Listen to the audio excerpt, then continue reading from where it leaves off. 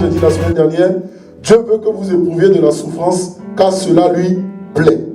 Ésaïe 53, 10 nous dit, pourtant, il a plu à l'Éternel de le briser par la souffrance. Mais nous pouvons dire, mais comment un père peut prendre plaisir à notre souffrance, peut prendre plaisir à notre brisement? Dans la compréhension humaine, la logique dit que ce n'est pas normal. Un père doit toujours prendre plaisir à la joie et au bonheur de son enfant. Alléluia. Mais pourquoi la Bible dit que Dieu a pris plaisir à briser par la souffrance son fils Jésus? Pourquoi Dieu prend plaisir par les souffrances, par les difficultés que nous expérimentons à nous briser? J'ai dit pour la simple raison que Dieu ne regarde pas à la souffrance que nous expérimentons, mais Dieu regarde plutôt à ce qui sortira de cette souffrance dans notre vie. C'est-à-dire au bénéfice de la souffrance. C'est comme un bon père. Un bon père n'est pas celui-là qui donne toutes choses à son enfant. Ou une bonne mère n'est pas celui-là qui donne toutes bonnes choses à son enfant. Alléluia. Il y a certaines expériences que tes enfants ou certaines maturités qui doivent acquérir par quelques difficultés qu'ils doivent expérimenter. Et lorsqu'ils expérimentent ces difficultés, je ne te demande pas de les abandonner, mais laisse-les expérimenter cela. Sois toujours là, derrière, pour reprendre s'il le faut. Parce qu'en réalité, lorsque nous souffrons, Dieu ne nous abandonne pas. Il est là. La Bible dit qu'il ne nous soumet à aucune épreuve qui soit au-delà de nos forces. Ça veut dire que ce que nous vivons, si Dieu estime que nous n'avons pas la capacité en nous de pouvoir tenir, il ne va pas le permettre. Vous voyez un peu la justice de Dieu. Donc quand Dieu permet que tu aies une souffrance, c'est parce qu'il sait qu'en toi, tu as les ressources nécessaires pour pouvoir tenir. Et ta ressource, c'est lui-même. Alléluia. Donc il est là et il est derrière toi. Quel père, quelle bonne mère qui va soumettre son enfant à la souffrance, sachant que la souffrance que son enfant vit va tuer son enfant. Alléluia. Il y a des limites. Parfois tu dis non, je préfère que tu ne rentres pas là parce que je sais que ça va te nuire. Alléluia. Parce que tu connais les capacités de ton enfant. Et parfois tu dis non, il faut qu'il traverse ça. Ça va le forger un peu. Ça va faire de lui un homme ou une femme. Amen. C'est ce que Dieu fait. Donc Dieu ne permet pas la souffrance de notre vie simplement pour que nous soyons tristes, pour que nous puissions nous lamenter, pour que nous puissions nous décourager, pour que nous puissions murmurer contre lui, pour que nous puissions dire oh Seigneur, tu m'as abandonné. Non, il permet cela parce que Dieu sait qu'au travers de ce que tu vis, quelque chose de bon sortira. Bien aimé, pour que je puisse connaître Jésus, il a fallu que je traverse une forme de souffrance. Je vous ai donné mon témoignage la semaine dernière. Il y a des gens qui sont venus à Christ parce qu'au préalable ils souffraient. Il y a des gens qui se sont accrochés en Christ, qui se sont affermis en Christ parce qu'en étant en Christ, ils ont vécu des choses où ils ont vu la main de Dieu. Alléluia. Donc Dieu ne va pas regarder à la souffrance, mais Dieu va regarder au bénéfice de la souffrance dans ta vie. Dis Amen. Donc la première étape, c'est parce que Dieu prend plaisir à cela pour ton propre bien. La Bible déclare que toute chose concourt au bien de celui qui aime Dieu.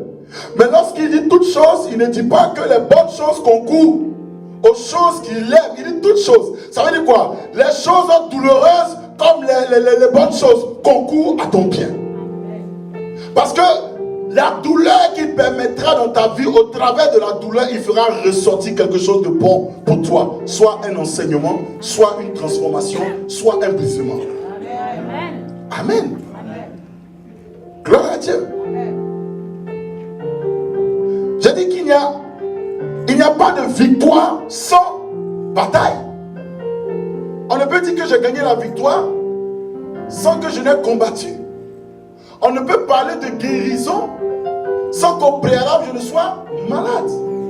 On ne peut parler de résurrection sans qu'au préalable je n'ai expérimenté la mort. Donc avant de parler de gloire, de succès, de bénédiction, on va parler au préalable de souffrance, de combat, de persécution.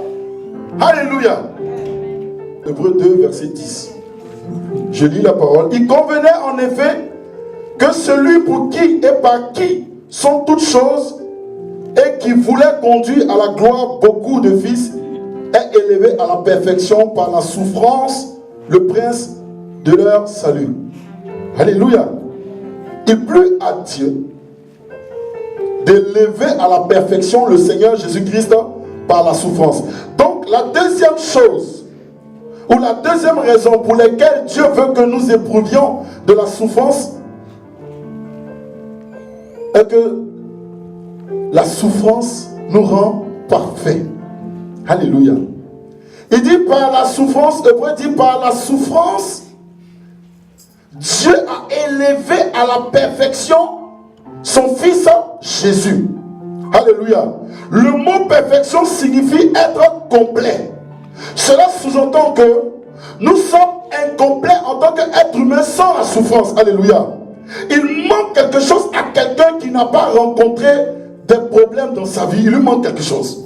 Il manque l'élément à cette personne-là qui rendrait cette personne-là complète et mature. J'ai dit que la vie sur cette terre apporte des souffrances de toutes sortes. Et tant que vous n'avez pas éprouvé une quelconque souffrance, il vous manque tout simplement un certain degré de maturité. Alléluia. Et je vous ai donné mon témoignage la semaine dernière. Hébreux 5, 8. Et bien qu'il soit fils, il a encore appris l'obéissance par les choses qu'il a souffert. La Bible nous enseigne que Jésus-Christ est devenu obéissant par ses souffrances. Jésus-Christ était sans péché. Alléluia. Il était sans péché dans sa divinité, mais également dans son humanité, il était sans péché. Alléluia. Mais dans son humanité, il a appris l'obéissance par les choses qu'il a souffert. Nous l'appelons Dieu homme parce que c'est le Dieu qui est venu sur la terre comme un homme.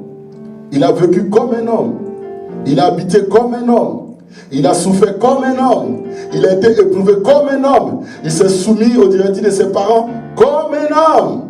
Alléluia. Nous le voyons en Luc 2 à partir du verset 51-52. Tant bien même qu'il était aussi Dieu, il s'est aussi fait baptiser comme un homme. Lorsque Jean-Baptiste voulait dire non, ce n'est pas moi qui dois te baptiser, je paraphrase. Il dit non, laisse les choses. Il a suivi le processus humain. Mais pourquoi? Parce qu'il devait payer le sacrifice des humains. S'il payait le sacrifice des humains en tant que Dieu, le sacrifice n'allait pas être valable. Il n'allait pas avoir de valeur. Parce que c'est l'humain qui a péché. C'est l'humain qui était condamné à la mort éternelle. Alors pour que la rançon de l'humain soit payée, il fallait qu'un homme paye le prix. Voilà pourquoi Dieu ne voulait plus les taureaux, ainsi de suite. Parce que les animaux n'ont pas péché. Ils n'ont pas péché pour qu'ils puissent effacer le péché de l'homme. C'est l'homme qui a péché contre Dieu. C'est l'homme qui a péché contre la sainteté de Dieu. Alors on a assez, Dieu en avait assez que le sang des taureaux, des boucs, des béliers verse. Et cela n'avait pas la capacité de pouvoir purifier les humains de façon définitive. Alléluia. Parce que la Bible déclare que selon la loi, c'était un rituel qui était accompli chaque année. Alléluia. Donc aussi longtemps qu'un humain ne partait pas en sacrifice, alléluia, personne ne pouvait entrer dans le royaume des cieux. Et chaque jour, un perpétuel recommencement des sacrifices des taureaux et des boucs. Alléluia. Alléluia. Alors, pour que ce sacrifice accompli à la croix de Golgotha ait une valeur incomparable, incommensurable, alléluia, il fallait qu'un homme marche dans la sainteté. Il fallait qu'un homme marche dans la pureté. Il fallait qu'un homme soit tenté comme toi et moi, soit éprouvé comme toi et moi. Voilà pourquoi la Bible dit que vous n'avez pas un souverain sacrificateur qui ne puisse compatir à vos douleurs, car lui-même a été tenté comme un homme, a été éprouvé comme un homme, a été combattu comme un homme, sans pour autant faillir à sa mission, sans pour autant pécher, sans pour autant tomber. Il connaît toutes les circonstances qu'un être humain peut vivre. Lui seul a la capacité de pouvoir vous aider dans ce que vous vivez. Voilà pourquoi lorsque tout va mal dans votre vie, vous devez vous tourner vers Jésus-Christ. Alléluia. Alors, il a suivi les règles. La règle d'apprendre l'obéissance par la souffrance. Il est aussi passé par là. Et là-dedans, parfois il dit, non pas ma volonté, mais ta volonté. Il a tenu ferme et il a accompli sa mission. Il est rentré dans la gloire. Acclame Jésus. Alors bien aimé, si Christ, dans son humanité, a appris l'obéissance par les choses qu'il a souffertes, tu dois comprendre par là que ta pleine obéissance envers Dieu dépend également de certaines souffrances que tu devras endurer. Il y a des personnes, il faut qu'ils expérimentent la souffrance pour comprendre que vivre une vie de sanctification est bonne. Il y a des personnes, Dieu les demande de donner leur cœur entièrement à lui. Il y a des personnes que Dieu appelle au service. Viens me servir, mon fils, ma fille, je t'appelle à me servir. J'ai une mission pour toi, je veux ton cœur. Dieu dit, donne ton cœur entièrement. Livre-toi entièrement à lui.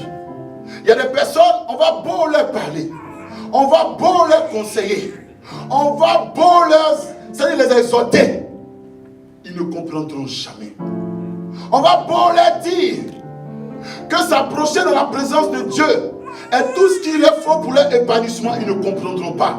On va beau leur dire l'enseignement pour toi est ce qui contribuera à ta croissance spirituelle. Ils ne comprendront pas.